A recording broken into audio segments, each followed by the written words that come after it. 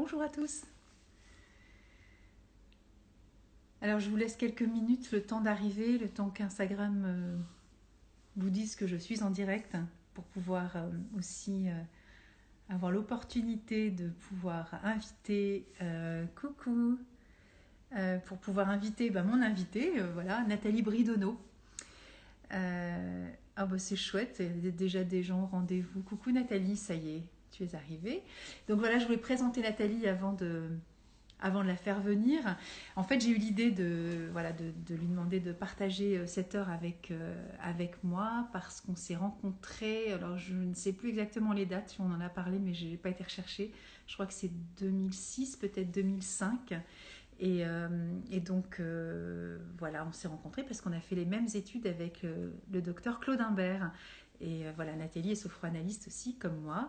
Et donc, j'ai eu beaucoup d'affection de la rencontrer. Et on a passé très peu de temps ensemble, le temps d'un stage.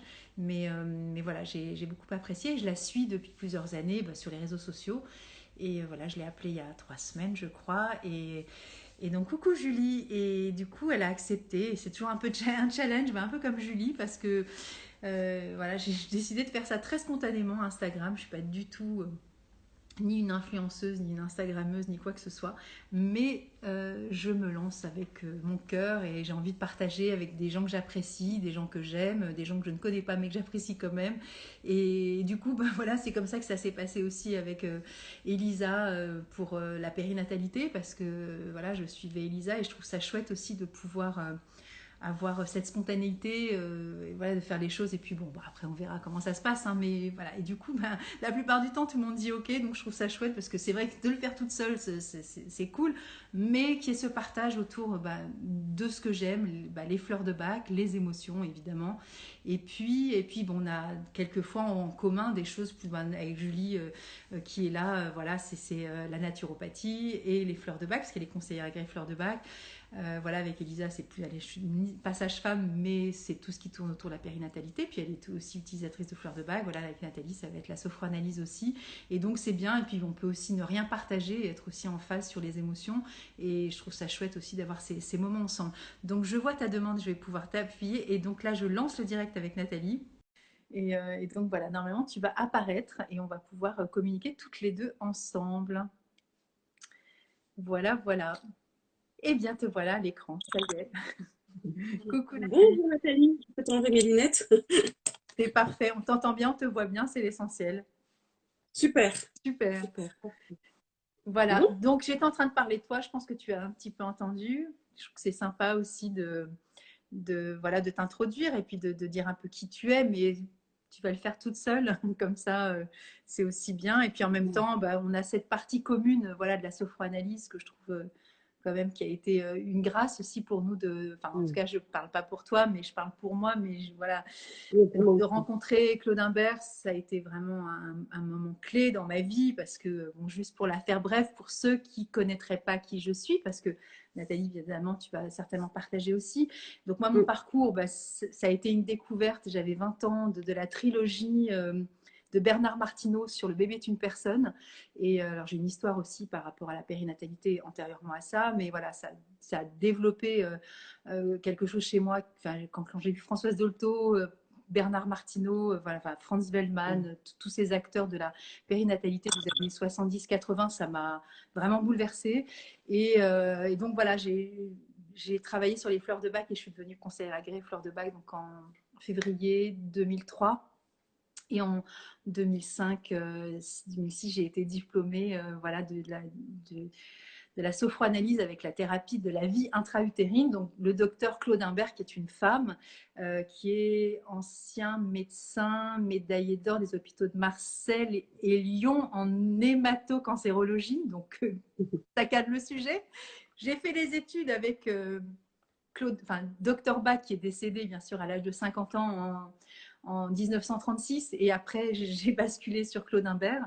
Et voilà, Claude, moi j'ai lu son bouquin en 2 jours. J'étais enceinte de mon troisième enfant, je ne le savais pas. Et dans le cadre de mon niveau 3, j'ai ma formatrice qui avait une invitation avec une plaquette de Claude, de l'Institut donc de sophroanalyse. Et elle m'a dit, ah, bah, je ne savais pas pourquoi j'avais pris cette plaquette avec moi, parce que j'étais à Londres hein, quand on a fait, enfin, dans la maison du docteur Bach à côté d'Oxford. Mm. Et donc, elle m'a remis ce dossier en me disant, bah voilà, je sais pourquoi, parce que bah, c'était certainement pour toi. Donc, je ouvre cette Mm. plaquette, et là, mon cœur a fait un bond. Donc, j'ai lu le livre après dans la foulée, et j'ai enquillé les études ensuite avec Claude Imbert. Donc, voilà, une introduction un petit peu longue, mais aussi bah, ça recadre aussi un peu le sujet pour ceux qui ne savent pas tout, et tant mieux. Du coup, ça laisse un peu de mystère, et c'est pas plus mal. Et donc, voilà, je te laisse la parole, Nathalie, si tu veux présenter, voilà. Oui, pour me présenter. Un peu en quelques mots. D'abord, merci de m'avoir convié à ce moment de partage. Je trouve ça très sympa, voilà, de partager avec toi ce moment, d'éclairer un petit peu les lanternes de tous ceux qui ont envie d'en savoir un petit peu plus sur tout ce qui se passe par rapport à nos émotions, puisque c'est ton sujet de prédilection avec notamment tout ce que tu as appris avec le docteur Bach. Et puis c'est vrai que de toute façon, en sophranalyse, bah, on travaille forcément sur ça, on travaille sur toutes les émotions qui sont en lien avec nos blessures, tout ce que nous avons vécu, tout notre passé, voilà, génère des réactions émotionnelles. Donc nous sommes des êtres de réaction émotionnelle. Donc en tout cas, merci voilà, de pouvoir parler de ce sujet-là avec toi, de partager ce moment avec toi. C'est vraiment, voilà, c'est vraiment sympa en tout cas de vivre ce moment avec toi. Donc juste pour me présenter en quelques mots, donc moi je m'appelle Nathalie Bridono, j'ai 50 ans, je suis sophranalyste, effectivement. J'ai fait donc la formation avec le docteur Claude Imbert en 2002, je crois par là. J'exerce en tant que sophranalyste depuis 2003, donc ça fait un peu plus de 18 ans maintenant que je fais ce très beau métier. Enfin, c'est même pas un métier, c'est même pas un travail pour moi. J'ai la chance, la très grande chance de faire ce qui me passionne le plus au monde. Voilà, aider les autres à mieux se comprendre, à mieux se connaître et à être un peu plus libre dans leur vie. Ça me semble vraiment l'essentiel. Enfin, pour moi, c'est vraiment probablement le travail le plus important au monde.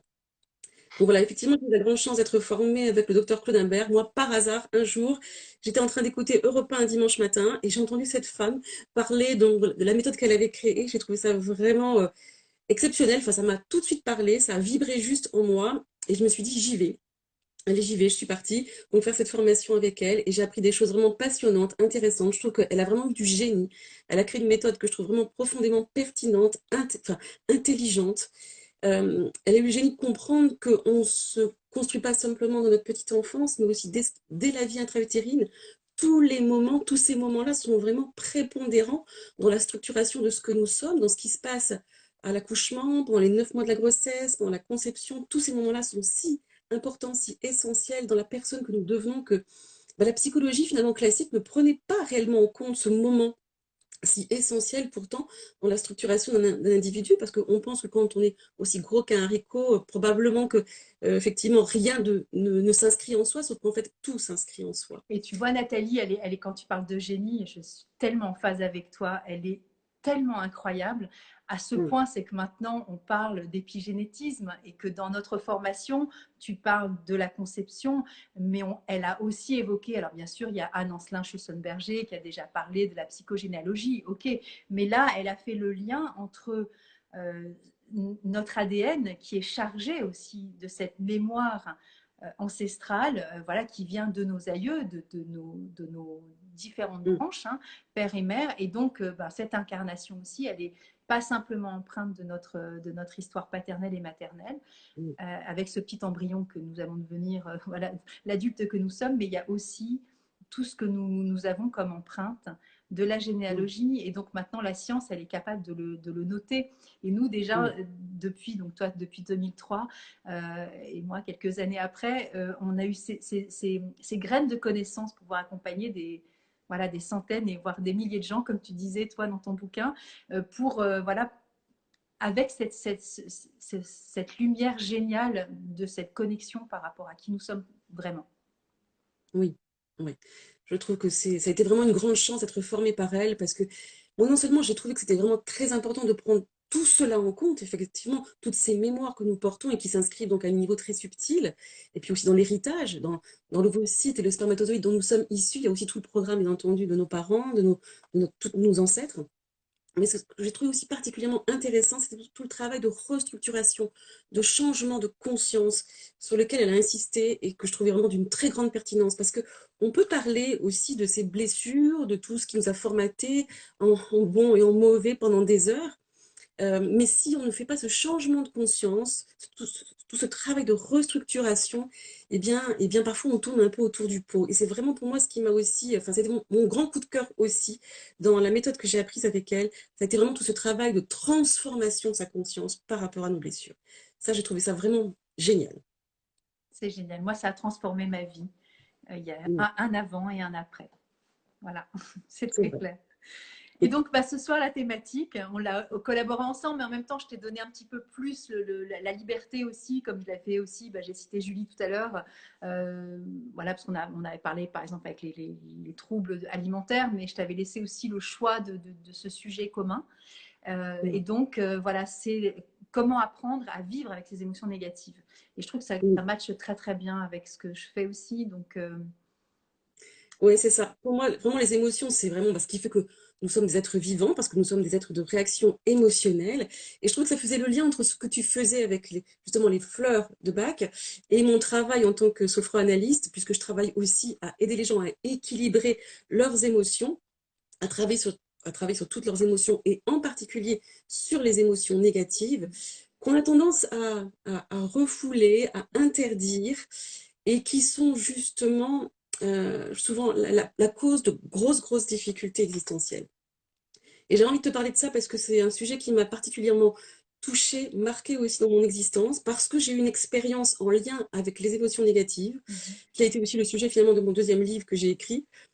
Ça a été vraiment quelque chose qui a énormément transformé ma vie, énormément transformé mon existence, parce que pendant des années, j'ai cherché, mais vraiment, de tout mon cœur, de tout mon être, à être heureuse, à être positive, à être optimiste, tu sais, à être vraiment la fille qui est toujours de bonne humeur, qui a plein d'énergie, toujours positive, qui a un état d'esprit vraiment, voilà, qui voit le verre toujours à moitié plein. Enfin voilà, j'ai vraiment cherché pendant des années à être dans cette attitude-là. Et j'ai eu beau travailler énormément sur moi, je déplorais de ne pas réussir à être tout le temps dans cet état d'esprit de positivité, et je déplorais de vivre des états émotionnels négatifs. Et ça a été vraiment une lutte, une guerre intérieure enfin, mais très forte pendant des années et des années. Jusqu'à ce qu'un jour, je comprenne quelque chose qui a littéralement bouleversé mon existence, mais vraiment, il y a eu un avant et un après, ce moment-là. Et j'avais envie de partir là-dessus aussi parce que je trouve ça tellement important, ça a tellement révolutionné ma vie, ça a tellement changé ma façon d'être, de vivre, et ça a tellement libéré, j'ai envie de dire, mon cœur, ma façon de vivre, que je trouve que c'est vraiment un trésor d'informations que j'ai envie de partager avec les autres. Donc pendant des années, j'ai cherché effectivement à être heureuse, à ne vivre que finalement des émotions positives, à être optimiste, à être plein d'allant, plein d'enthousiasme. alors, je cherche la fleur qui pourrait correspondre, tu vois, à ce que tu dis. Je sais pas si tu connais un petit peu les fleurs ou pas, toi, Nathalie. Alors, j'ai regardé un petit peu, non, je suis loin de connaître autant que toi, bien entendu, mais Alors, d'autres raisons. alors, je vais te la montrer, celle que tu es en train de décrire, tu vois, avec ce désir absolument d'être dans cette joie permanente et d'avoir des difficultés à accéder cette partie de soi que l'on considère être négative ou être limitante, hein. Et cette personne, elle est plutôt dans le refoulement, dans le déni, agrimonie cette émotion qui la submerge et du coup elle va toujours tendance à avoir à l'éluder, Mm, à la chasser, voilà. Donc voilà, je fais un petit mm. aparté, mais comme ça il y a un peu des deux quoi. Oui, j'aime bien, j'aime bien. Ouais, ouais, donc effectivement, alors j'étais vraiment dans cette recherche du tout positif. Je voulais être heureuse tout le temps et je faisais en sorte, enfin, je voulais vraiment éviter au maximum de vivre des émotions négatives. Et puis un jour, j'étais en train de parler avec une amie, qui est aussi thérapeute d'ailleurs, et qui un jour me dit, mais alors moi, je ne veux pas être heureuse, moi, je ne veux pas la paix. Et comment ça, tu ne veux pas la paix, tu ne veux pas être heureuse? Parce que moi, je veux la paix, moi, je veux être heureuse. Et elle a continué à m'expliquer des choses. Et je me rappelle que c'était intéressant ce qu'elle disait, mais je ne pouvais pas l'écouter parce que cette idée-là m'était insupportable. Pour moi, l'objectif d'une vie humaine, c'était forcément d'être heureux, d'être positif, d'être plein d'allant, plein d'enthousiasme, voilà, plein d'excitation positive en quelque sorte. Et je refusais ça. Et j'ai senti que ce qu'elle me disait, ça me mettait en colère. Mais vraiment, ça provoquait un rejet chez moi assez fort. Et je me dis souvent qu'il faut se méfier de ce qui nous met en colère, parce que c'est souvent voilà, ce vers quoi on doit aller, forcément, hein. C'est clair. Et donc, pendant plusieurs jours, j'ai réfléchi à cette question-là, à cette question de, finalement, est-ce on doit vraiment être heureux tout le temps? Est-ce qu'on doit vraiment vivre des émotions positives tout le temps? Est-ce que c'est vraiment pertinent de croire à cela? Et à force de réfléchir à la question, d'y travailler beaucoup, il y a eu un jour où j'ai compris en fait, mais où je l'ai vécu vraiment à l'intérieur de moi. Tu sais, parfois on vit des moments de grâce, des moments un peu particuliers dans nos existences. Ben, un jour, j'ai vécu un moment de grâce où je me rappelle comme si c'était encore hier, je me suis assise à la table de ma cuisine et je me suis dit, je ne veux plus être heureuse.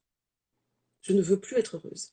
Et c'était vraiment quelque chose que je sentais pas juste une pensée intellectuelle, quoi. Ça venait vraiment du plus profond de mon être, du plus profond de tout ce que j'étais. Je sentais que c'était installé en moi parce que j'avais compris qu'effectivement, être toujours heureuse, ne vivre que des émotions positives, c'était impossible, c'est une gageure, mais ça n'avait pas de sens non plus dans l'existence humaine. Et ce que Et j'ai tu, compris que et ce la que tu seule évoques chose qui- aussi, c'est non seulement cette quête du bonheur, mais cette récurrence à chercher tout le temps. Parce que tu peux l'avoir, mais ça peut être ponctuel. Mais là, il y a un espèce d'acharnement aussi à vouloir Oui, absolument être heureuse. Et ça peut rendre dingue aussi parce comme tu le dis, c'est une quête qui est impossible de toute façon. Donc, c'est ça rend encore plus malheureux. Et là, j'évoque une fleur qui est sweet chestnut quand on est dans un état de désespoir profond, à justement où on voit plus la solution tellement on a cherché partout, tu sais. oui, Et je te revois là dans la table de cuisine que je n'ai pas été, mais ça me fait vraiment penser à ça. C'est sweet chestnut. Voilà, mm, c'est vraiment cette fleur du lâcher prise en fait. À un moment donné, c'est ce que tu as fait, mais c'est pas intellectuel oui, comme tu le dis, c'est dans tes cellules. Il y oui, a quelque chose au niveau de oui, ta conscience qui a complètement lâché sur ce switch que tu as pu faire oui. avec c'est ok, bah, tant pis, je cherche pas le bonheur et je veux plus être heureuse. Oui. Et à ce moment-là, je me rappelle même être dit, ça a été vraiment très très puissant chez moi. C'était vraiment, et même si je devais être malheureuse jusqu'à la fin de mes jours, ce serait OK. Bah, t'imagines, quoi, c'était vraiment le lâcher prise et lâcher prise, quoi. Je Complètement. crois que vraiment, j'avais été au maximum possible, hein. Mais vraiment, ça a été, il y a eu un avant et un après. Ça m'a, après ce moment-là de révélation, vraiment d'intégration profonde, d'accueil en fait de mes émotions négatives, vraiment, eh bien, j'ai vécu une sorte d'état de grâce, on va dire, et pendant quelques mois, ma vie était vraiment, j'étais sur un, je sais pas ce qu'on va dire, sur un petit nuage, enfin, en tout cas, dans ma vie, tout s'est transformé, tous mes rêves se sont réalisés en l'espace de 2, 3 mois. Tout était bloqué dans ma vie, tout s'est débloqué dans mon existence. Et j'ai trouvé ça extraordinaire. Je me suis dit, à partir du moment, en fait, où je prends la totalité de la vie, où je prends autant le positif que le négatif, eh bien, du coup, je fais un avec la vie. Quand je fais un avec la vie, eh bien, je suis en harmonie avec la vie. C'est comme si les choses étaient beaucoup plus fluides, beaucoup plus faciles. Donc, je trouve ça vraiment, enfin, je trouve ça tellement extraordinaire, tellement exceptionnel. Ça a tellement changé, bouleversé mon existence qu'effectivement, je me suis dit, mais il faut vraiment que je partage là-dessus parce que j'ai encore plein de choses à dire, bien entendu, là-dessus. Mais pour moi, la première chose à comprendre, c'est que il faut accueillir nos émotions négatives. Il faut leur donner le droit d'exister. Alors, c'est toujours pareil, ça peut être pris comme une injonction, tu vois, comme une quête aussi au bonheur, il faut que je lâche prise sur les émotions négatives, et c'est pas toujours évident d'aller faire Mm, ce chemin, tu le sais, on est déjà passé par là, et puis il y a des moments où ça peut encore bloquer sur certains points négatifs de nos vies, qui n'est pas forcément une quête de bonheur, mais qui est, par exemple, tout à l'heure, moi j'ai eu un moment voilà, extrêmement coléreux entre guillemets dans l'expression, si tu veux, de la forme de ce que j'avais à dire, alors qu'au fond de moi je n'étais pas en colère, mais j'avais besoin d'exprimer avec un peu plus de, tu vois, d'énergie. Si j'avais refoulé ça, bah, tu sais, c'est là où aussi on crée aussi bah, comme tu dis, on fait plus un avec la vie, c'est à dire qu'à un moment donné, bah, on le laisse à l'intérieur de soi et on peut pas vivre mm, avec cette boule de négativité qui est là. C'est-à-dire que c'est pas intellectuel de simplement accepter de vivre avec le négatif. Il faut vraiment pouvoir le libérer pour pouvoir l'accepter. Si on n'est pas en phase avec cette négativité-là, il y a quelque chose mm, qui ne peut pas fonctionner. C'est de l'ordre du refoulement aussi. C'est-à-dire que la mm, mm, quête de bonheur, on ne peut pas vivre dans le bonheur tout le temps. Et le bonheur fait partie aussi avec le négatif. Ça n'est pas possible d'exprimer ce mm, bonheur-là tant que la négativité n'est pas exprimée. Donc voilà, c'est mm. un tout. C'est ça. C'est vraiment ce que j'ai compris. On ne peut pas accéder au véritable bonheur tant qu'on ne permet pas au malheur d'exister en soi. On n'accède pas aux émotions positives tant que les émotions négatives ne sont pas accueillies totalement en soi. Donc c'est vraiment un chemin, tout un cheminement, parce qu'effectivement, à la fois, il faut travailler à l'accueillir, tout en comprenant que comme nous sommes des êtres vivants et que nous sommes des êtres fluctuants, nous sommes des êtres en mouvement, puisqu'on est des êtres vivants, et bien effectivement, il y aura des moments où ce sera facile, puis il y a des moments où ce sera pas facile, il y a des moments où on y arrivera, et des moments où on n'y arrivera pas. Donc c'est à la fois trouver l'équilibre et en même temps accueillir tout ce qui se passe à l'intérieur de soi, ce qui est un sacré chemin. Tu as vu comme on peut se sentir aussi coupable par moment d'avoir été ceci ou d'avoir pensé cela. Oui, On est tout le temps c'est en ça. train de se flageller aussi. Complètement. Et de ne pas laisser cette liberté-là en soi, ça participe aussi à ce malheur ou à ce bonheur Oui, auquel on n'arrive pas à avoir accès. C'est aussi avec ce oui, but-là, tu vois. Et ça, c'est Pine. C'est la fleur de la culpabilité, enfin en tout cas de ce oui, jugement qu'on a tout le temps à l'égard de nous. Donc je suis en train de chercher le flacon, alors toujours pareil, des fois c'est trop lumineux, on voit pas trop l'orthographe, mais donc c'est PINE, c'est du pin sylvestre. Et voilà, cette fleur, elle va rééquilibrer justement cette émotion en nous qui fait qu'il y a des moments, on est tout le temps dans l'autocritique du j'aurais pas dû me comporter comme ça, j'aurais pas dû faire ça, oui, j'aurais pas dû penser ceci. oui, Et ça ne participe pas à cet état oui. d'acceptation justement de nos émotions négatives parce que nous sommes aussi ça. Et c'est Mais j'ai aussi de remarqué que raconter des histoires que d'être dans une espèce de... Tu sais, je sais pas pourquoi j'ai l'image, tu sais, de... je sais pas pourquoi je raconte ça, mais j'ai vu que certaines personnes, pour pas avoir de rides, elles étaient toujours comme ça. Mais c'est comme si je te parlais comme ça pour pas avoir de rides. Mais tu te dis, mais tu déconnes ou quoi? C'est pas possible, tu peux pas être comme ça toute la journée. Bah, c'est un peu ça pour moi, pour les émotions. C'est-à-dire qu'à un moment donné, moi je sais que je suis ouais. très très expressive, mais parce que c'est ok pour moi de faire comme ça, faire comme ça. Mais il y a des gens, ils ont Oui, jamais la ride du lion parce qu'il faut pas le faire ou que ça fait, oh là là, elle est pas contente. Ben ouais, et alors, c'est pas très grave en soi. Mais ça me fait penser à ça, c'est-à-dire que même sur les expressions du visage, il y a des moments où on n'accepte pas de lire les expressions de l'autre. Tu as l'air en mm, colère. Ben non. Et alors, et même si j'ai l'air en colère, so what? Qu'est-ce que ça fait? Et mm, comme tu le disais très mm. justement, on a toujours des informations dans les émotions qui nous dérangent. Oui. Mais c'est vrai j'ai remarqué Chez l'autre, hein, je parle. Tu sais, comme tu disais on tout est à l'heure. vraiment tyrannique aussi à notre égard, quoi. On peut être d'une exigence, d'une dureté à notre égard, en ne voulant vivre que certaines choses et pas d'autres, en s'interdisant certaines émotions. Mais la première chose, c'est vraiment de se donner le droit d'être tout, quoi, d'être entièrement tout ce que l'on peut être, de se laisser traverser par toutes les émotions positives ou négatives, quelles qu'elles soient. Donc c'est un sacré chemin que d'arriver à lâcher pour permettre d'être vraiment un canal à travers lequel tout se vit, à travers lequel tout se vit. En tout cas, c'est vrai que moi, ça a été une grande leçon pour moi qui étais très tyrannique à mon égard, qui ne voulais vivre que les émotions positives et pas les négatives. Ça a été vraiment une révélation, j'ai envie de dire, vraiment, de comprendre que j'avais le droit de tout vivre, en fait, de tout laisser se vivre à travers moi. Et, euh, et justement, j'avais une question par rapport aux fleurs de bac, par rapport à toi, parce que je trouve que moi, j'ai compris, si tu veux, que dans le fond, le remède, c'est le poison. Et, euh, et je crois que le docteur Bach a été un petit peu, enfin, il était homéopathe, il me semble, hein, à la base, hein. Il a remis justement en cause les travaux d'Heinemann par rapport à ça. Donc je te laisse terminer, je reviendrai après. Hein. Alors, justement, la question que je me posais, c'était est-ce qu'il avait justement été dans la même démarche que l'homéopathie? Oui, Parce que l'homéopathie, c'est vraiment ça l'idée, normalement, c'est on ingère des granules dont l'effet, enfin, normalement, est censé augmenter les symptômes contre lesquels on lutte. Alors, est-ce que c'est la même dynamique, justement, avec les fleurs de Bach? alors il a été homéopathe. Alors bon, pour ceux qui ne le savent pas, donc Bach est né en 1886, il est mort en 1936 à l'âge de 50 ans. Et lorsqu'il était enfant, il voulait trouver ce système de soins. Donc voilà, je vous montre là, mais ces petits flacons-là qu'il a mis en place. Et au départ, bah, c'est les images que je vous ai montrées. Ce sont des fleurs hein, dans la nature. Et donc il est très très amoureux de la nature, des êtres vivants. Les êtres vivants sont les hommes, les animaux et aussi les plantes. Et donc il est tout petit, peut-être 8 ans, 6 ans, 10 ans, voilà, il cherche et il sait qu'il a envie d'aider les hommes et les êtres vivants à trouver leur propre guérison. Donc bon, je passe les détails, mais il va devenir médecin à l'âge de 26 ans et il va dire, je vais mettre 5 ans pour oublier tout ce que j'ai appris. Et on est dans les années 1912, un truc comme ça.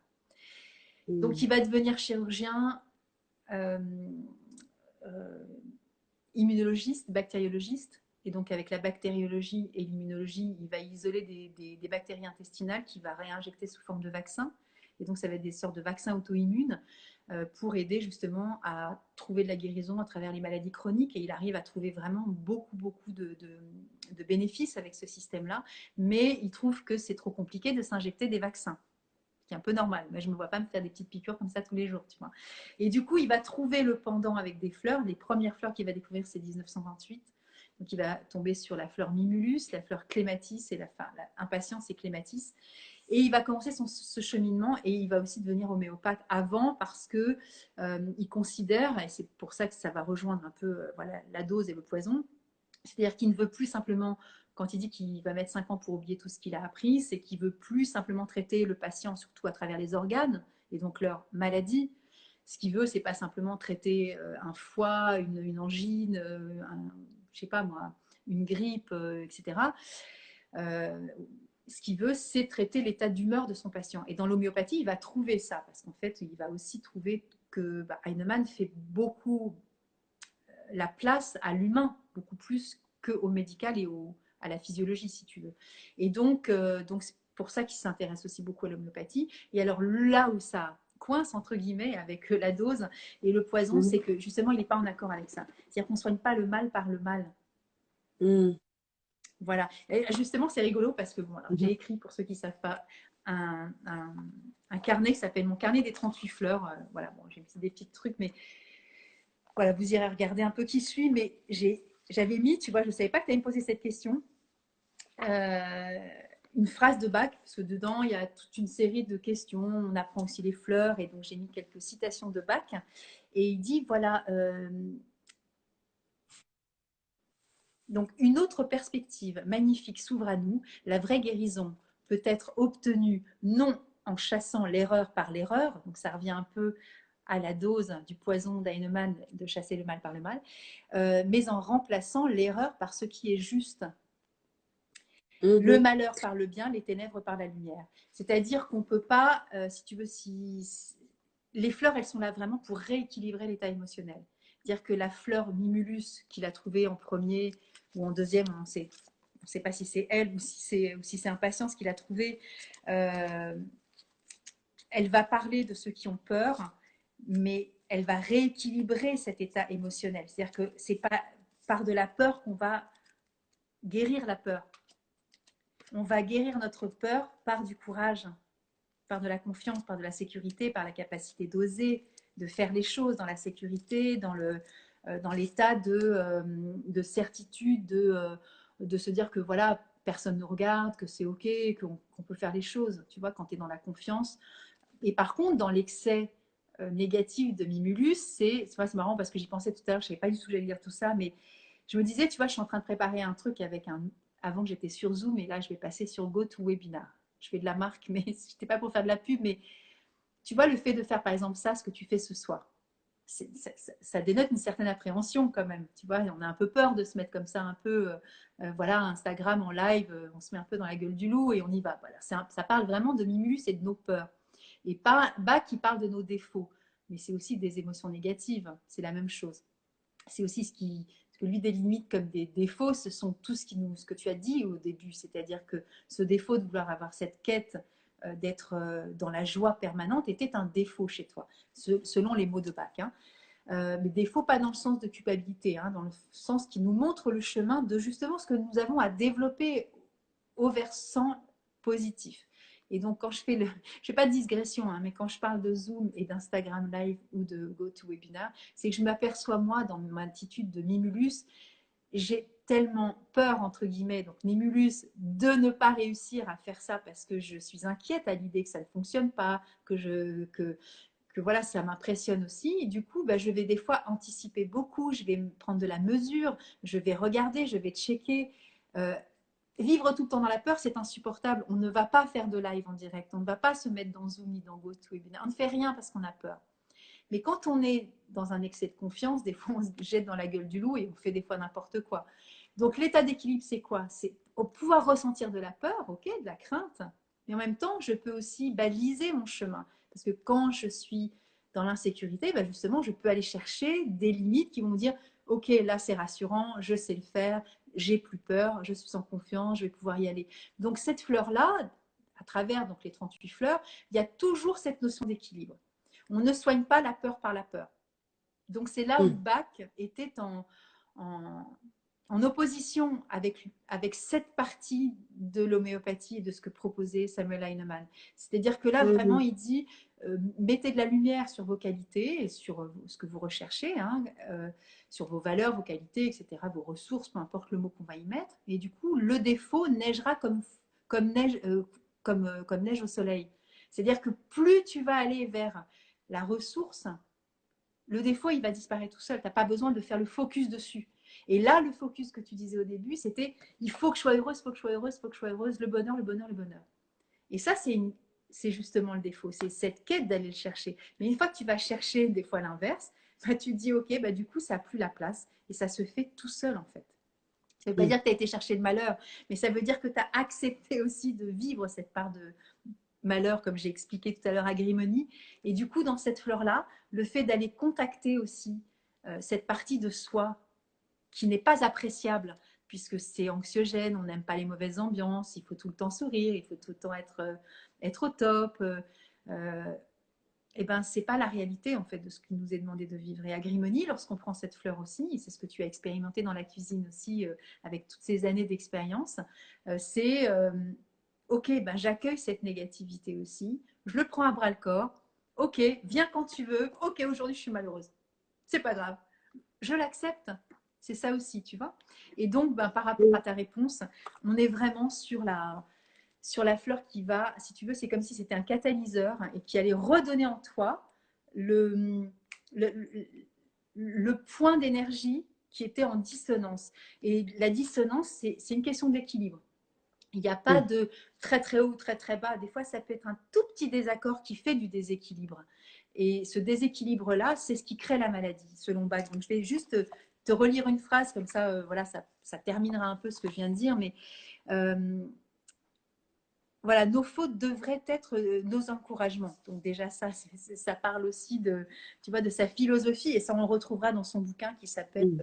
La guérison par les fleurs, qui s'appelle Guéris-toi toi-même. Alors j'en avais un autre, je ne sais plus où il est, bon c'est pas grave, mais voilà, il parle de la maladie et il dit voilà que chacun se souvienne qu'une tâche particulière a été fixée pour lui par l'âme et qu'il doit l'accomplir, peut-être même sans en avoir nettement conscience, faute de quoi il soulèvera inévitablement un conflit entre l'âme et sa personnalité qui, de toute nécessité, réagira sous forme de désordre physique. Donc selon lui, lorsqu'on n'est pas dans cet état d'équilibre émotionnel, c'est ce que tu viens de dire, tu aurais pu aussi en tomber malade de cette quête de bonheur. C'est-à-dire que lui part du postulat que si Mm. on n'est pas là-dedans, dans cet état d'acceptation de ce tout et de cette mission qu'on a tous et de cette, je ne sais plus quel terme je viens de lire, eh bien, la maladie enfin, prend place puisqu'on n'est pas dans cet état de ce que nous avons à accomplir dans cette vie. Et Oui. voilà. Et toi, ton accomplissement passait aussi par ces prises de conscience. Oui, c'est intéressant, effectivement, tout ce que tu expliques. Je trouve que à la fois le remède et à la fois le poison, en tout cas dans ma perspective, tu vois, Oui, je trouve que c'est à la fois prendre la peur et oui, en même temps, c'est intéressant de prendre conscience aussi de la confiance qu'on peut avoir. tout à fait. En fait, moi, j'ai réalisé que, effectivement, quand je fais travailler ça sur moi-même et sur les gens, je les invite à aimer ce qu'ils détestent en général et à prendre conscience qu'ils ont également l'opposé. Je voulais parler de ça parce que j'ai regardé une de tes vidéos que j'ai trouvé très intéressante, qui était comment peut-on vivre deux émotions opposées en même temps? Et j'avais envie aussi de répondre là-dessus, enfin de rebondir là-dessus parce que ça me parlait beaucoup justement de tout ce qui se passe à l'intérieur de nous en fait. La plupart du temps, en fait, je considère que nous sommes des êtres toujours équilibrés, en fait. Parce qu'on ne peut pas Bien être une sûr, chose sans être le contraire. Ça veut dire exactement. que si on a une tendance à être très négatif, c'est qu'on a aussi une tendance à être très positif. Et tu parlais de ça dans cette vidéo aussi, où tu disais que parfois, dans certains contextes, on peut être assez dirigiste. Par exemple, voilà, quand on manage une équipe, on peut être assez dirigiste, assez autoritaire. Et par ailleurs, on peut aussi être quelqu'un qui va être assez souple, assez laxiste, enfin voilà, assez soumis, qui va voilà obéir un petit peu à ce que les autres nous demandent. Enfin voilà, on peut être finalement tout et son contraire. Et ça, pour moi, c'est quelque chose vraiment de très important parce que je considère que finalement, nous sommes toujours des êtres équilibrés. Parce qu'on ne peut pas être une chose sans être son contraire. Il y a des gens qui me disent, ah, moi, j'ai pas du tout confiance en moi. Et moi, je sais pertinemment que à la fois, il faut qu'ils acceptent de ne pas avoir confiance en eux, donc accepter leur côté négatif, toutes les émotions négatives qui émergent aussi avec ça, et en même temps qu'ils prennent conscience que le contraire est tout aussi vrai et qu'il y a des tas d'autres moments dans leur vie où ils ont aussi énormément confiance en eux. Donc, je crois que nous sommes toujours des êtres équilibrés.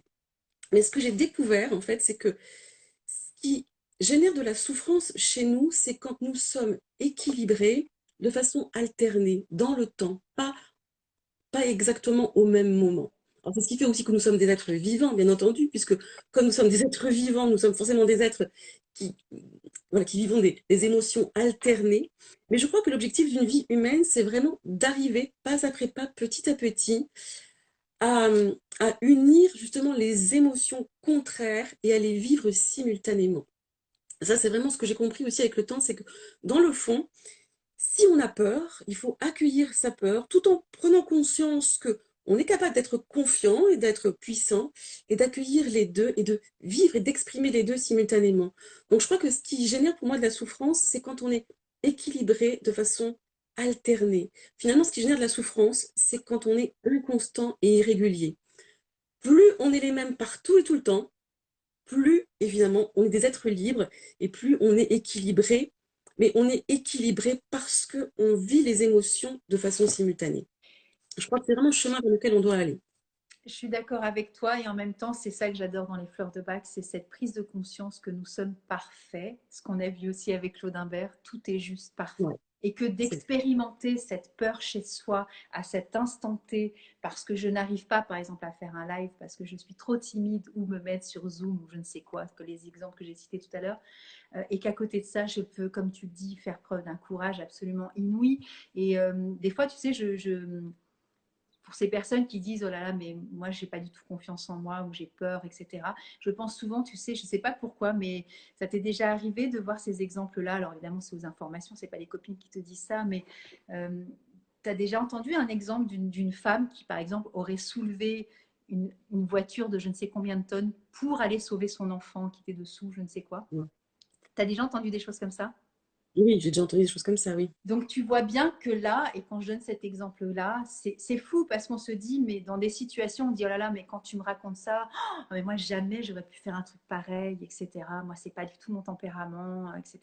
Et donc on se méconnaît terriblement. Et c'est ça la richesse de la vie. Oui, Et comme toi tu dis, bah, c'est cette oscillation, mais c'est ça que je trouve merveilleux, c'est de voir à quel point, et c'est ça que j'aime dans les fleurs, c'est qu'elles nous permettent de faire vraiment le point permanent sans faire de prise de tête, hein, mais de se dire waouh, c'est dingue comment je fonctionne.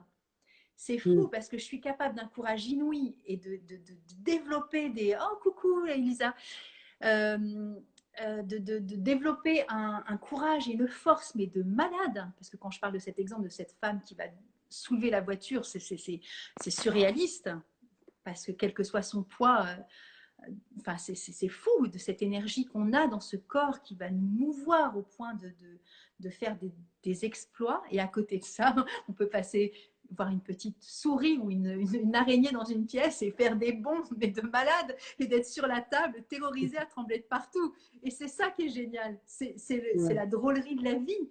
Et se dire, ouais, mais c'est toujours toi, mais c'est toi dans deux états de toi, mais c'est toujours toi. mm, Et c'est ça qui est chouette dans les fleurs de bac, c'est que cette fleur-là, Mimulus, mais c'est vraiment pour parler de la peur, mais c'est le génie de Bach, c'est de se dire que mm, cette fleur-là, elle me fait prendre conscience que je peux être hyper courageuse et en même temps, eh ben, ouais. je peux avoir des chocottes. Mais c'est ok, c'est pas C'est ça. grave. Et c'est ça qui est Mais génial. c'est ça qui est formidable. Voilà. C'est Moi, c'est vraiment formidable. ce que j'ai compris aussi, c'est que tous les états sont intéressants. Alors moi qui ai vécu beaucoup, beaucoup dans la peur, alors tu vois, je pense que Mimulus, là, j'aurais pu en prendre des hectolitres, hein, parce que franchement, j'étais la reine des peureuses. En plus, il y a eu une belle blessure de rejet. Alors moi, j'ai toujours eu beaucoup peur des autres, toujours à m'isoler, toujours à me mettre un petit peu en retrait. Enfin, ça a été vraiment quelque chose de très, très difficile pour moi. Mais en même temps, cette peur-là, mais aujourd'hui, je me dis, mais enfin, alors évidemment que c'est pas confortable de vivre dans la peur, absolument pas, que c'est pas simple, c'est pas agréable, c'est pas facile. Mais ma peur aujourd'hui, ma peur des autres, qui a été vraiment une peur, la plus grande peur de ma vie, a été peut-être probablement ma meilleure amie. Parce que pendant des années, je me suis isolée, je me suis un peu mise dans ma bulle, je me suis un petit peu mise en retrait du monde, avec un côté un petit peu misanthrope, hein, je dois bien l'avouer. Mais en même temps, du coup, j'ai dédié une grande partie de ma vie à la recherche, à l'étude, à l'écriture. J'ai passé mais vraiment des années à lire d'autres livres par semaine, à passer mon temps à étudier les grands penseurs, les grands auteurs qui, bon, du coup, ont donné toute la dimension de mon travail en tant que thérapeute. Parce que moi, je pense aussi que faire une thérapie, c'est aussi un chemin de sagesse, hein. Tout ce que l'on fait faire, tout ce chemin sur le travail, sur les émotions, et les émotions négatives en particulier, c'est non seulement une transformation intérieure pour être plus confortable dans notre vie, certes, mais c'est aussi un chemin de sagesse, un chemin d'évolution que nous sommes invités à emprunter pour aller justement vers la reconnaissance de notre perfection, de notre totalité, dans tout ce que nous pouvons être et exprimer, parce que c'est OK d'avoir peur, c'est OK d'être confiant, c'est OK d'être positif, c'est OK d'être négatif. On a le droit d'être tout ce que l'on est. C'est vraiment ce que j'ai compris. En tout ça pour te dire qu'en tout cas, la peur, moi, ça a été quelque chose contre lequel j'ai lutté pendant très longtemps, jusqu'à ce que je comprenne que ma peur, elle était aussi une amie extraordinaire. Grâce à elle, j'ai fait un chemin de conscience et d'évolution que probablement je n'aurais jamais fait. Je n'aurais pas écrit des livres si je n'avais pas eu cette peur-là. Je n'aurais pas été aussi loin dans ma compréhension de la vie, dans ma compréhension de l'être humain si je n'avais pas eu toute cette peur. Donc oui, la peur a été aussi un cadeau dans mon existence. Eh ben écoute, la même. Pareil, tout pareil. Moi, si tu Mm, savais le nombre de fois où mon cœur battait au moment où j'allais prendre la parole pour n'importe quoi dans ma vie, mm, j'ai eu tellement peur dans ma vie, mais c'est fou, quoi. Elle a été tellement présente que je la connais, mais vraiment super bien. Et oui, c'est une amie, parce que justement, quand ça monte, je sais maintenant lui parler. On se tient la main toutes les deux. Et elle me donne de la force aussi, parce que mm, justement, je suis capable de la chérir et d'en prendre soin. C'est vraiment ce qu'on disait au début, tu vois. Que de la refouler, c'est encore pire. Il y a le mm, palpitant qui va encore pire. Moi, prendre la parole en public avant, mais c'était un cauchemar, hein. Je ne pouvais pas. J'avais mm, l'impression que mon cœur allait s'arrêter. C'était horrible. Et là, quand on me voit parler là-dedans, on dit non, mais la nana, putain, elle assure de trop. Mais rien du tout. Personne ne me connaît, en fait, à part moi, donc tant mieux. Mais c'est drôle mm, l'image qu'on donne de soi et mm. l'image que j'ai de moi. Mais l'image que je donne de moi maintenant, à 58 ans, c'est si vrai, chouchou. Merci. Euh, c'est mon amie Nancy qui me connaît bien. Mais je veux dire, si j'avais pas eu peur, enfin, jamais je serais capable de faire ça. C'est ça qui est magnifique. C'est grâce à elle que Mm, j'en suis là. mm. C'est Et ça. j'avais pas de velléité de la prendre en disant putain, il faut que je te combatte, tu commences à faire chier. Mais pas du tout. Je me laissais tapir en disant ok, c'est toi qui as raison. Il faut avoir peur. Et j'ai cru que Mm, la peur, c'était comment dire, c'était la vie, quoi. Et ce serait la vie jusqu'à la fin de ma vie. Mais quand je donne l'image de moi maintenant à 58 ans, à je sais pas quelle heure, 19h32 là, de ce soir-là, c'est pas la même fille qui a 10 ans, qui a 20 mm, ans, qui a 35 ans, c'est normal. Mais ces peurs-là, j'ai toujours vécu avec elle et je suis encore dans cette crainte-là. Mais c'est magnifique parce que je sens mon cœur qui bat. Je peux lui parler à mon cœur aussi, lui dire ok chouchou, c'est bon, je t'ai entendu, tout va bien. Et cette amie dont tu parles, c'est une sensation physiologique incroyable, la peur, hein. mm. Ah oui. Très impressionnant. Et en même Mm, temps, c'est, tu sais, c'est aussi, les surrénales, elles vont aussi donner des informations, hein. Il y a, voilà, il y a toutes ces endorphines, toutes ces choses-là, enfin, tous ces neurotransmetteurs qu'on va... Tout ça, c'est de la physiologie, donc ça fait partie de nous. Euh, c'est important de pouvoir l'accueillir et on a le droit d'avoir peur. Et puis d'avoir peur, c'est aussi la timidité, Mimulus, hein, c'est pas que la peur, alors c'est par extension, hein, mais donc voilà, c'est mm, une amie. Et par rapport à ce que tu citais, pour parler encore des fleurs, sur le côté un peu isolé à étudier, etc. Et bien mm, sûr que la peur peut nous mettre dans ces... Moi, je suis exactement comme ça. C'est-à-dire que Mimulus mm, et Water Violet d'être très en retrait, très dans ma bulle, comme tu dis, à étudier, à lire, à beaucoup, beaucoup. Mais bon, un moyen et une autre que j'ai beaucoup cité dans des vidéos, c'est l'arch, la dévalorisation, parce que j'avais tellement pas confiance en moi que ça participait bien sûr avec Mimulus. Mais Water Violet, elle parle aussi de ce côté où on a besoin aussi de se sociabiliser et d'aller vers les autres. Et c'est ce qui, Mm, dans ce rôle de thérapeute aussi, nous aide aussi, tu sais, dans nos peurs, dans nos croyances, dans tout mm, ce qu'on a traversé. Euh, et qui fait que nous sommes aussi dans cette capacité d'aller offrir au monde nos expériences aussi, tu vois. Et que Water Violet, elle parle aussi à toutes ces personnes qui vont pouvoir justement euh, ne plus être dans leur tour d'ivoire. Euh, mm, mm. Elles vont pouvoir partager, dispenser. C'est pas qu'elle est dans son tour d'ivoire parce qu'elle a peur, c'est qu'elle a besoin de se protéger aussi des autres parce que finalement les autres vont pas satisfaire non plus comment dire, son univers intérieur. Donc, c'est pas qu'elle veut se protéger des autres, mais disons qu'elle est plutôt. Elle n'a pas besoin de la compagnie des autres. Elle est riche d'elle-même, si tu veux. Donc, voilà, maintenant, Water Violet permet aussi d'ouvrir ce que tu as déjà fait sans la fleur. Hein, mais je trouve que c'est intéressant aussi de montrer Mm. des images aussi de ce que Ouais, tu vis. si je comprends bien, en fait, Et à là, travers les fleurs, tu réintègres des parts de toi. Tu prends exactement. conscience que tu as du courage, tu prends conscience que tu as de la confiance, tu prends conscience que tu peux être ouvert aux autres. Enfin, Tout à tu fait. prends conscience de tout cela. Ok, et ça, c'est vraiment intéressant. Et là, je montre l'arche, Donc, la fleur que j'ai citée, l'arche pour la dévalorisation. Je le dis pour ceux qui s'intéressent, tu vois, parce que je me dis que quand on parle et que je montre les fleurs, peut-être qu'il y en mm, a qui auront demain, qui vont carrément aller l'acheter direct à la pharmacie ou dans la boutique du coin. ouais.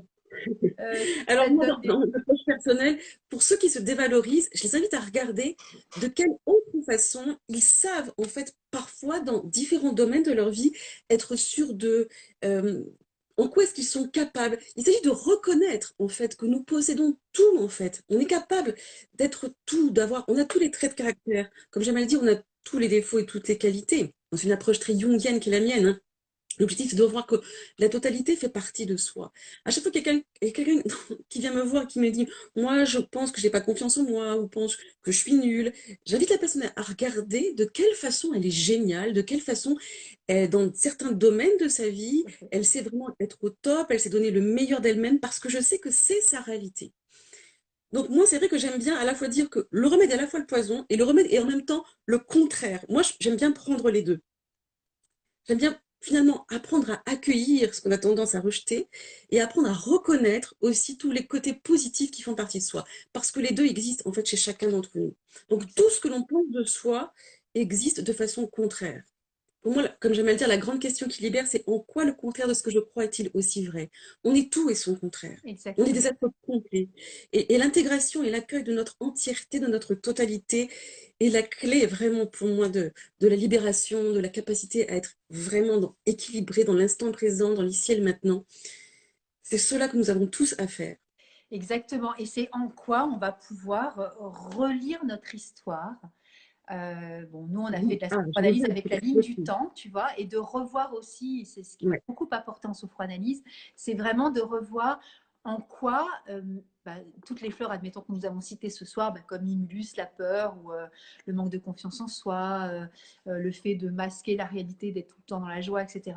En quoi bah, ces empreintes-là, ces croyances, ce que je me suis raconté aussi par rapport à différents plans de ma vie. Alors, encore une fois, ce qui est magnifique, c'est que si on reprend par exemple la peur, je peux avoir peur par exemple dans ma vie sociale, mais pas du tout, je fais comme une espèce de pelure d'oignon là, tu vois. C'est dans mon aspect social, j'ai très peur, mais par contre, dans ma sexualité, pas du tout. Avec l'argent, j'ai très peur, mais par contre, pas du tout dans ma relation à la famille. J'ai très peur par exemple, de vieillir, mais pas du tout dans ma façon de materner. Donc, la peur peut se nicher à différents aspects de ma vie et sous différentes choses. Et par contre, bah, la confiance, elle peut être aussi là dans différents aspects de ma vie. Mais de faire dans la ligne du temps où il y a des répétitions, où il y a des lectures qui sont plus évidentes, tu sais, un peu comme une espèce d'encéphalogramme et de se dire, tiens, là, c'est OK. Là, ça c'est marrant, j'ai manifesté comme ça. Mais du coup, ça donne aussi une vision de nous, pas, tu vois, à l'instant T, et ça relie, je trouve, dans la réconciliation de ce que je suis, parce que je parlais tout à l'heure d'aller voir cette jeune femme que nous avons été, etc., de, de, de comprendre aussi qui nous sommes. Et je trouve que c'est très bienveillant aussi à notre égard j'allais dire de se pardonner, parce qu'on a parlé de Pine tout à l'heure, à tous ces moments de vie où on a cru qu'on avait trop peur ou qu'on a été trop ceci ou pas assez cela. Parce que je pense qu'à l'instant T, nous avons confiance, comme toi dans la cuisine, comme tu le citais en début de live. Mais il y a des moments, tu vois, je trouve que dans la confiance que nous avons, si nous ne sommes pas accompagnés par un thérapeute, c'est notre rôle aussi, de thérapeute, justement, peut-être de mettre de la lumière par rapport à Mm. ça, mais de se dire, OK, tu es là, mais va dire que c'est OK aussi à l'autre que tu as été et qui fait Mm. encore partie de toi, puisque ça va être des fois réactivé. Parce que si tu fais que le focus de ici et maintenant, pour moi, c'est caduque. Je pense que c'est important d'intégrer toutes ces parties de nous et vraiment faire la paix avec toutes ces peurs que nous avons pu vivre, tu vois, sous cette espèce ligne du temps. Mm. Mm. Et encore une fois, le plan de l'incarnation, la gestation, la naissance, toute cette évolution de notre enfance, adolescence, jeune femme, Mm. jeune Mm. homme que nous avons été, jusqu'à l'âge que nous sommes. Parce que sinon, Mm. prendre simplement une question de négatif, positif, bah ouais, ok, mais demain je reviens un truc. Tout ça, ça repart en vrille, tu vois. Oui. Oui, oui, parce que nos façons de réagir émotionnellement à tout ce que nous vivons sont directement liées à tout ce qui nous a structurés depuis le tout début. On a été formaté effectivement à avoir une façon habituelle d'appréhender la réalité, à avoir une certaine idée de soi-même et à se la reconfirmer encore et encore. Donc toutes nos réactions émotionnelles sont directement en lien avec la programmation qui a été la nôtre depuis effectivement la vie intra-utérine, depuis notre conception, en passant par l'héritage généalogique, passant par tout ce que nous avons vécu dans le ventre maternel, pendant la petite enfance, enfin, tout cela nous a formatés. Donc effectivement, c'est essentiel de comprendre la programmation particulière qui est la sienne. C'est important de comprendre tout ce qui se joue à un niveau profond. Tu vois, par exemple, moi, j'aime bien donner des exemples parce que je trouve que c'est toujours aussi assez Oui, parlant. C'est bien important. illustré. Je me suis rendu compte aussi que parfois, on a des émotions qui sont interdites. On est programmé et formaté, surtout nous les femmes. Enfin, moi, dans l'éducation que j'ai eue, je pouvais avoir peur ou être triste, mais par contre, être en colère ou exploser de joie, tu vois, qui sont en général des émotions plus extraverties, ça, c'était pas tant autorisé que ça. Et je me suis rendu compte que nous, les femmes, d'ailleurs, souvent les femmes, les émotions comme la peur et la tristesse sont autorisées, mais exploser de joie ou exploser de colère, ces émotions extraverties sont souvent interdites. Donc effectivement, nous avons tous été formatés pour avoir le droit de ressentir certaines choses et d'interdire certaines émotions aussi. Et l'objectif d'une vie humaine, c'est aussi libérer et guérir toutes nos blessures, tout ce qui nous a formatés pour pouvoir vivre le panel complet de toutes les émotions et s'autoriser à les vivre pleinement pour rayonner de ce que l'on est, pour voilà, rayonner, parce que l'objectif, c'est vraiment ça, c'est devenir un être plus lumineux, un être plus rayonnant. Et un être plus lumineux et rayonnant, il émerge à la seule et unique condition qu'il se permette d'être l'entièreté de ce qu'il est. C'est ça. Donc voilà, je me suis rendu compte aussi qu'il y a des émotions qui nous sont interdites, il y a des états d'être qu'on n'a pas le droit d'incarner parce qu'on est tellement formaté et tellement influencé par notre histoire. Complètement. Ça a un impact si considérable sur ce que nous sommes. C'est ça. Et donc, effectivement, à un moment donné, il faut être accompagné par un thérapeute pour vraiment avoir un regard extérieur qui peut aider à décoder tout ça et à comprendre comment transformer tout ça. On est bien d'accord. Mm. Est-ce que tu veux rajouter, est-ce que tu veux montrer la pochette, la couverture de ton livre si tu as envie pour. Oui, Bon, alors, après, avec grand je plaisir. mettrai le Alors, lien, donc voilà, ceux qui ont envie de j'ai rentrer en écrit contact avec toi. moi qui ai donc eu si peur des autres et qui ai passé beaucoup de temps donc dans ma tour d'ivoire, effectivement, à réfléchir beaucoup, mais en même temps c'était formidable parce que du coup j'ai fait un chemin de conscience que je n'aurais jamais fait. Et donc effectivement j'ai écrit un premier livre qui s'appelle, alors je ne sais pas si on le voit à l'endroit, ça Ouais, s'appelle, c'est pas grave. En tout cas, on c'est ira pas sur grave, ton ça s'appelle site après. Le Voilà. jeu de l'amour et de la perfection, où effectivement donc il y a le symbole yin-yang que j'aime beaucoup parce que cet équilibre entre tous les contraires qui constituent la vie, alors c'est une notion pour laquelle j'ai eu un véritable coup de cœur. Pour moi, la vie dans la nature est double et nous devons prendre en compte, je crois, en tout cas, cette notion fondamentale pour apprendre à vivre mieux, à être de plus en plus libre à l'intérieur. C'est vraiment s'autoriser à être l'entièreté de soi et donc positives et négatives, c'est être l'entièreté de soi vivant des émotions qui sont introverties et extraverties. Voilà l'objectif d'une vie humaine. Enfin bref, j'explique plein de choses dans ce livre sur le sens profond de la vie et comment vivre au mieux en comprenant comment fonctionne la vie à un niveau profond. Puis j'ai écrit un deuxième livre qui s'appelle Arrêtez de chercher le bonheur, vous trouverez la plénitude. Voilà où j'explique vraiment toutes ces notions si fondamentales de tous ces contraires et toutes les conséquences énormes qu'elles ont sur notre vie. Alors, en donnant plein d'exemples, en faisant en sorte que ce soit très vivant pour que les gens puissent justement comprendre comment optimiser leur expérience de vie, comment mieux comprendre comment ils fonctionnent. Eh ben, merci beaucoup, Nathalie. Je trouve ça vraiment chouette que tu partages aussi bah, toutes tes expériences aussi, tu vois, c'est important. Et toi, Bah oui, quels oui, sont oui. tes livres aussi? Je sais que tu as écrit des livres, justement. Ouais, j'en ai écrit. Bah, j'ai écrit un agenda des fleurs de bac, c'était en 2018. J'ai écrit bah, le carnet des 38 fleurs que j'ai montré tout à l'heure. Un sur les enfants, et il y en a un quatrième qui devait sortir en janvier 2020 et qui sortira en octobre 2021. Je croise les doigts, mais normalement c'est OK. Et, et donc, bah voilà, tu vois, ça c'est aussi les résultats de mes peurs. Hein. J'ai trop peur d'être moi, tu vois, et d'exprimer qui je suis aussi, tu vois. La peur de la puissance aussi, ça on l'a vu, nous, hein, en sophroanalyse. C'est la peur de La peur de la déranger, tu vois, puissance, la c'est peur de pareil. prendre ma place parce que je vais faire trop. Je suis trop, moi, de toute façon. Donc, depuis que je suis née, c'est comme ça. Et maintenant, bah, j'ai dit fuck à mes croyances, tu vois, et de me dire, bah, écoute, de toute façon, ce sera comme ça, je suis ce que je suis, j'assume complètement, que ça plaise ou non. Voilà, maintenant, j'exprime et puis je dis ce que j'ai à dire et je fais ce que j'ai à faire. Donc, c'est important, tu vois, pour moi. Et Oui, tout ça à travers des peurs. Mais écoute, c'est en chemin. Mais ça, justement, oui, c'est parce que j'ai eu peur que j'ai tellement fait de choses dans ma vie. Donc, c'est ça qui est génial. Et c'est pour ça d'accord. qu'on lit des fois les uns et les autres avec une interprétation de nos propres filtres en disant, elle a écrit des livres comme elle a confiance en elle. Eh ben, écoute, tu penses que tu veux, chouchou, parce que c'est pas forcément la réalité de la personne, mais c'est drôle, tu vois, de penser que ceci, que cela. Et souvent, je l'ai déjà dit, mais tu sais, tu as des grands acteurs qui montent sur scène et qui sont mais morts de trouille. Donc, il ne faut pas croire que sous prétexte qu'on a la capacité d'élocution, de s'exprimer ou d'être dans la lumière, que nous sommes forcément des personnes douées pour ce talent-là. Ça se travaille aussi. Hein, ça, c'est une vie. Donc voilà, c'est magnifique.